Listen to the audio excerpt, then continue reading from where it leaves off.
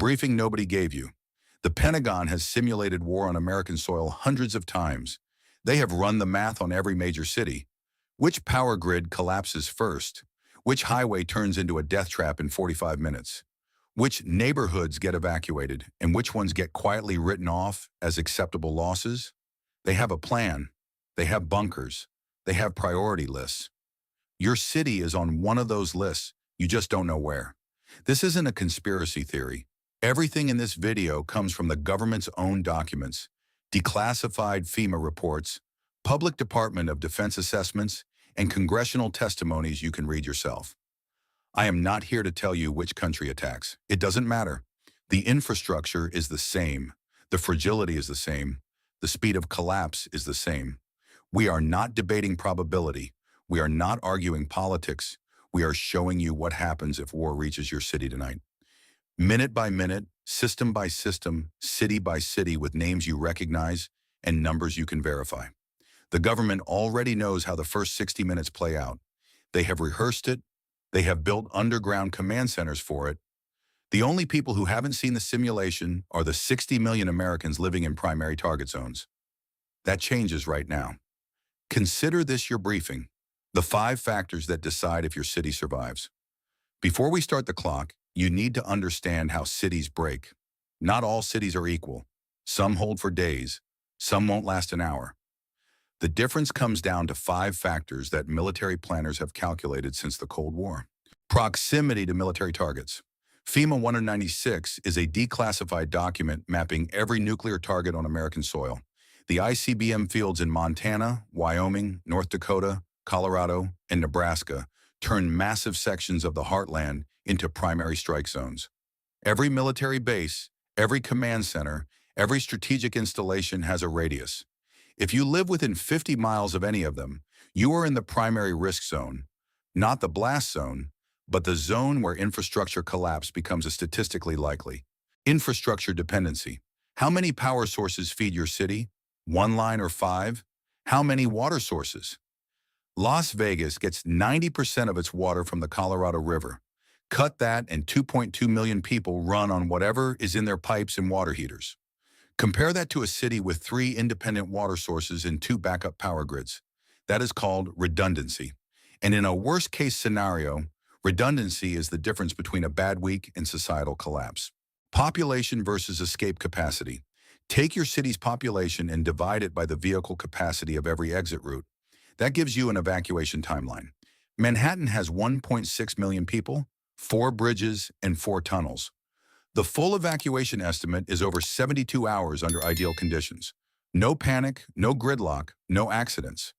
In reality, Manhattan becomes an island of stranded civilians in under 3 hours. Houston proved this during Hurricane Rita in 2005. 3.7 million people tried to evacuate. Highways locked for 24 hours, people ran out of gas and traffic, and that was for a hurricane they saw coming 5 days early. War doesn't give you 5 days. Critical infrastructure concentration. If a city's power plants, water treatment, telecom hubs, and hospitals cluster in a tight radius, a single strike creates a domino collapse. One hit takes out power, water treatment, and communications simultaneously. Texas has distributed infrastructure. New York City does not. That single difference changes everything about the first hour. Geographic defense position. Coastal cities are accessible from the sea, vulnerable to naval strikes and port disruption. Inland cities have natural barriers, but those come with trade-offs. Denver has mountains but limited water. Phoenix has desert barriers, but water piped from hundreds of miles away through exposed infrastructure. Port cities like New York, LA, San Diego, and Norfolk are simultaneously commercial and military targets, putting them at the top of every threat assessment ever written. Keep these 5 factors in mind. We are about to use them. Minute 0. What hits before the first bomb? Modern war doesn't start with an explosion. It starts silently 72 hours before the first kinetic strike, and most of the country won't even notice. The opening move is cyber. SCADA systems, the digital nervous system controlling power grids, water treatment, pipeline pressure, and dam floodgates. Get hit first. These systems were designed for efficiency, not security. Many run on software from the early 2000s. A coordinated attack hits them across multiple states simultaneously. The grid doesn't explode. It starts behaving wrong. Pressure readings spike in water treatment facilities. Power distribution routes overload. Airport control systems display incorrect data. None of it looks like an attack. It looks like unrelated technical glitches spreading across the country on a random Tuesday. GPS goes next. Selective jamming and spoofing. Your phone's map sends you in circles. ATMs time out because transaction clocks rely on GPS synchronization. Banks, stock exchanges, and logistics networks all use GPS for timestamping. When that synchronization breaks, financial transactions fail. Supply chains lose tracking, navigation becomes unreliable, and nobody connects the dots because nobody expects war to start with their Uber app glitching. Meanwhile, satellites have already mapped every target, every military installation, every power substation, every bridge, and every tunnel. The enemy doesn't need real-time intelligence. They have had it for months. The 72-hour window isn't about gathering information. It's about positioning assets and waiting for the infrastructure softening to reach critical mass. Now, the scenario that military planners lose sleep over, electromagnetic pulse. A single nuclear device detonated between 30 and 400 kilometers above the continental United States doesn't kill anyone directly. No fireball, no mushroom cloud, just an electromagnetic wave that cascades coast to coast in a fraction of a second, frying every unshielded electronic circuit it touches. Every modern vehicle with electronic engine management is dead. Every smartphone is dead. Every water pump, hospital ventilator, traffic signal, refrigeration unit, and communication tower is dead. The 2008 EMP Commission report submitted to Congress and publicly available estimated that within 12 months of a successful EMP attack, up to 90% of the American population could perish, not from the blast, but from the infrastructure collapse that follows. No water purification, no food transportation, no medical equipment. 330 million people thrown back to the 18th century in the time it takes to blink. What still works after an EMP?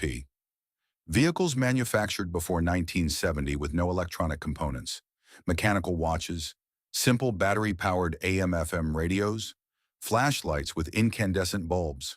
That is about it. The average American takes 3 to 7 minutes to understand something has gone fundamentally wrong. First instinct, check the phone. Then social media, then confusion. If it's an EMP, the phone is already a brick. The closest source of information is a battery-powered AM/FM radio, if you have one. Most people don't. Those 3 to 7 minutes of confusion, that is the golden window. What you do and what you fail to do sets the trajectory for everything that follows. The clock is running. Minute 5, the dominoes start falling. Modern infrastructure doesn't degrade gracefully. It collapses in sequence. Every tile that falls makes the next one fall faster. The electrical grid goes first. The U.S. runs on 3 major interconnections, Eastern, Western, and ERCOT, covering most of Texas. They balance load across regions until the imbalance exceeds compensating capacity. Then it fails everywhere. The 2003 Northeast blackout proved it at scale. A single software bug at a power company in Ohio triggered a cascade that cut electricity to 55 million people across 8 states and parts of Canada. It took 2 days to restore. That was an accident, one unintentional failure. Now imagine it intentional, targeted, and coordinated across multiple grid nodes simultaneously. The detail that keeps infrastructure analysts up at night. Large power transformers, custom-built, no strategic reserve, no warehouse of spares. Each one takes 12 to 18 months to manufacture. Destroy one deliberately and its service area goes dark. Not for days, not for weeks, but for over a year. The replacement part doesn't exist yet. Water follows within minutes. Municipal systems depend on electric pumps to maintain pressure. Gravity-fed towers hold 24 to 48 hours of supply, but water treatment plants need electricity for chemical dosing, UV treatment, and filtration. Within 6 to 12 hours, what flows from your tap is raw, untreated source water. Depending on your city's supply, that means river sediment, bacterial contamination, or worse. You won't see the difference when you turn the faucet. The water looks the same. It isn't. When water pressure drops below the critical threshold, fire suppression dies. Sprinklers in buildings and hydrants on every block all depend on pressure that no longer exists. Any fire that starts after that, from a gas leak, a car accident, or a knocked-over candle in a dark apartment, burns unchecked and nobody is coming to put it out. Hospitals run on backup generators with 72 hours of fuel. That is 3 days of electricity for ventilators, surgical suites, blood banks, medication, and refrigeration. After that, hospitals go dark. The resupply chain that normally delivers diesel runs on the same grid that just collapsed. Cell towers last 4 to 8 hours on backup batteries. Then your phone isn't just unable to connect, there is no network left. 85% of American landlines have converted to VoIP, which is internet dependent. If the internet dies, they die. The old copper wire analog lines would still work, but they have been decommissioned in most areas. Data centers hold 24 to 72 hours on generators. After that, no email, no websites, no DNS resolution. The internet doesn't slow down. It ceases to exist. 4 to 8 hours after the event, communication drops to zero. You can't call anyone. You can't text anyone. You are functionally alone. Even if your neighbor is 20 feet away behind a wall, gas stations can't pump without electricity. What is in your tank is your total range. Half a tank gives you roughly 150 miles. That is it. Subways lose power with passengers trapped underground. Buses are gridlocked in intersections with no traffic control. Airports shut down. Radar, control towers, and runway lighting all need grid power. Every failure accelerates the next. That is the cascade, and it all happens between minute 5 and minute 15. By the time the average person processes that this isn't a normal power outage, the window for easy action has already started closing. Minute 15, the panic window opens. Now the human variable kicks in. Physics was predictable. Psychology isn't. Panic buying starts. We have real data on this. During COVID, the first wave of panic purchases began within 45 minutes of major news breaks. There was 70% shelf depletion within hours. And that was a pandemic that unfolded over weeks with no infrastructure damage. Scale that to a scenario where the lights are off, phones are dead, and the word war is being screamed across every AM frequency. Behavioral analysts estimate the panic multiplier at roughly 10 times. Grocery shelves hold 3 to 5 days of normal consumption, a feature of just-in-time supply chains. Walmart, Kroger, and Costco all operate on continuous restocking that keeps just enough product for expected demand until the next truck. It is brilliantly efficient in a normal week, but fatal when the trucks stop coming. 3 to 5 days of stock gets consumed in 2 to 3 hours. Payment collapses alongside supply. POS terminals need internet and electricity. Credit cards become plastic. ATMs are dark. Physical cash is the only currency, and the average American carries less than $50. The medical system drowns simultaneously.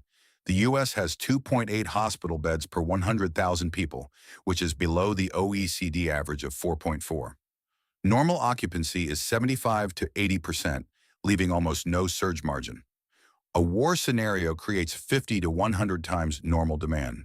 Trauma, cardiac events, traffic injuries, burns, and crush injuries from panicked crowds. Emergency departments hit capacity within minutes. Triage begins, and not the waiting room kind. Green tag, walking wounded, wait. Yellow, serious, treated when resources allow. Red, critical, immediate treatment if available. Black tag, expectant. That is the clinical term for people who will die regardless of treatment and therefore receive none. It is brutal, but it is also standard operating procedure in every American hospital's mass casualty plan. Generators may hold, but the supply chain is broken. Pharmaceutical deliveries stop. Blood banks are finite. Surgical materials exhaust in hours, not days. Normal police response is 7 minutes. In this scenario, it is 45 minutes or nothing. 911 spikes 100 times above capacity. During Katrina, 40 to 60% of law enforcement in the hardest hit areas abandoned their posts. It wasn't cowardice. It was the instinct to protect their own families when the system collapses around them. Minute 15 to 30. Security is entirely your responsibility. Minute 30. The cities that fall first. Time to use real names. Primary targets, military command assets hit first. Washington, D.C. is target number one in virtually every war simulation. The metro population is over 6 million. The Beltway becomes a parking lot within minutes. Potomac bridges gridlock immediately. The government has a plan for people inside secure facilities. For everyone else, be somewhere else before it starts. Norfolk, Virginia. Naval Station. Norfolk is the largest naval base on the planet and the Atlantic Fleet home port. Civilian areas are directly adjacent to military facilities with no clean separation. A strike on Norfolk hits 300,000 civilians, whether intended or not. San Diego, California. Pacific Fleet hub in Camp Pendleton next door. Pinched between the ocean and mountains with limited northbound corridors, I-5 and I-15 clog. The city becomes a bottleneck with no relief valve. Colorado Springs, Colorado. NORAD inside Cheyenne Mountain is carved into granite to survive a nuclear strike. The military assets survive anything. The 500,000 civilians surrounding them are a different calculation. Living next to the most protected facility in North America makes you a neighbor to one of the most valuable targets on Earth. Omaha, Nebraska. U.S. Stratcom at Offutt Air Force Base is the nerve center for America's nuclear arsenal. Command and control of nuclear weapons runs through this mid-sized Midwestern city most Americans never think about. Secondary targets, economic and infrastructure nodes. New York City. Wall Street and the Federal Reserve Bank of New York. With 8 million in the boroughs and 20 million in the metro area, the subway is electrically dependent. If the grid fails, hundreds of thousands are trapped underground. Bridges and tunnels become impassable within the hour. Manhattan becomes an island in a way its residents never imagined. Houston, Texas, energy infrastructure capital. Refineries along the ship channel process a massive share of the national fuel supply. Hit the refinery corridor and you freeze fuel for the entire country. Rita already proved the highway network can't handle mass exodus. 3.7 million people tried, and the system broke. Los Angeles, California. Ports of LA and Long Beach handle roughly 40% of all American imports. Destroy them and you sever half the country's import capacity. Basin geography plus legendary traffic means the city becomes impassable within 30 minutes of a crisis. Chicago, Illinois. More freight rail passes through Chicago than anywhere else in the country. O'Hare, the interstate convergence, and the junction box of American commerce. If disrupted, supply chains across the Midwest fracture. Seattle, Washington, Boeing, Amazon, Microsoft, and Joint Base Lewis McChord. Tech, aerospace, and military are all in one metro area. Multiple strategic objectives in a single target. Is your city on this list? If not, are you close enough to one that is? Blast radius and infrastructure disruption don't respect city limit signs. Minute 45. Who gets saved and who gets left behind? Not everyone gets saved. Not because the government doesn't want to, but because it can't. 330 million people, finite resources and simultaneous threats. Choices were made long before tonight. Continuity of government activates automatically. Senior officials, Congress members, cabinet secretaries, Supreme Court justices, and top military commanders move to secured locations within minutes. They are pre-designated, pre-staged, and pre-briefed. Mount Weather, Virginia, FEMA's underground city in the Blue Ridge Mountains, with living quarters, communications, decontamination, and months of supplies. Raven Rock, Pennsylvania. The underground Pentagon, designed to survive a direct nuclear strike and maintain command even if D.C. ceases to exist. Cheyenne Mountain, Colorado. NORAD behind 25-ton blast doors mounted on springs to absorb shock waves. It is built to keep operating when everything else is gone. Then there is the doomsday plane, the E-6B Mercury, for airborne nuclear command and control. If the president can't reach a secure ground location, command continues from 40,000 feet. The chain of command never breaks no matter what happens on the ground. These are the people who get saved. These facilities were built to survive. The funding comes from the same tax base as the schools and fire departments that get abandoned in the first hour. FEMA's regional priority hierarchy. First, military and strategic installations. Second, Critical infrastructure nodes like energy, telecom, and transportation. Third, high population civilian areas if resources remain after the first two. That "if" is the word that should concern you. Last, rural and isolated areas expected to be self-sufficient. That is bureaucratic language for "you're on your own." The National Guard takes 4 to 12 hours to mobilize. Federal activation requires a presidential order. In the first 60 minutes, military support to civilian areas is zero. You call 911, no answer. You wait for police. They are not coming. You expect the military. They are protecting the command structure. The first 60 minutes belong entirely to you. The tier list where your city ranks. 5 factors applied to every major American city. 1 tier each. Find yours. F tier, primary targets, severe dependency, minimal escape capacity, the most dangerous 60 minutes in the country. Washington, D.C., Norfolk, San Diego, Colorado Springs, Omaha. C tier, high risk, multiple vulnerability factors, significant infrastructure exposure. New York City, Los Angeles, Houston, Honolulu, isolated island, complete supply dependency. San Francisco, peninsula geography, seismic vulnerability. B tier, moderate risk, vulnerabilities present but offset by geographic or structural advantages. Chicago, inland hub, multiple exit corridors. Dallas-Fort Worth, military presence, sprawling dispersal. Phoenix, inland position offset by extreme water vulnerability. Atlanta, logistics hub, distributed infrastructure. Miami, coastal exposure, but not a primary strategic target. A tier, lower risk, mostly favorable factors. Limited strategic target value. Denver, mountain barriers, altitude advantage, though nearby ICBM fields add peripheral risk. Minneapolis, inland, low target value, multiple water sources. Nashville, distributed infrastructure, not a critical strategic node. Raleigh-Durham, moderate population, multiple exit routes. Columbus, inland state capital resources. S tier, most resilient, remote from targets, redundant systems, low density, potential self-sufficiency. Boise, inland, agricultural self-sufficiency, mountain barriers. Fayetteville, Arkansas, low strategic profile, agricultural region. Burlington, Vermont, small population, border escape option. Duluth, Minnesota, remote, Great Lakes water access, low target value. Cheyenne, Wyoming, small population, agricultural base, though ICBM proximity is an asterisk. Now rapid fire. 50 cities. Listen for yours. Anchorage, B tier, military presence but extreme isolation buffers it. Albuquerque, B, Kirtland, AFB risk but inland. Austin, B, growing tech hub but not primary target. Baltimore, C, DC proximity and port value. Birmingham, A, inland, low strategic profile. Boston, C, naval history, port density. Charlotte, A, inland banking hub but low military value. Cincinnati, A, inland, river water access.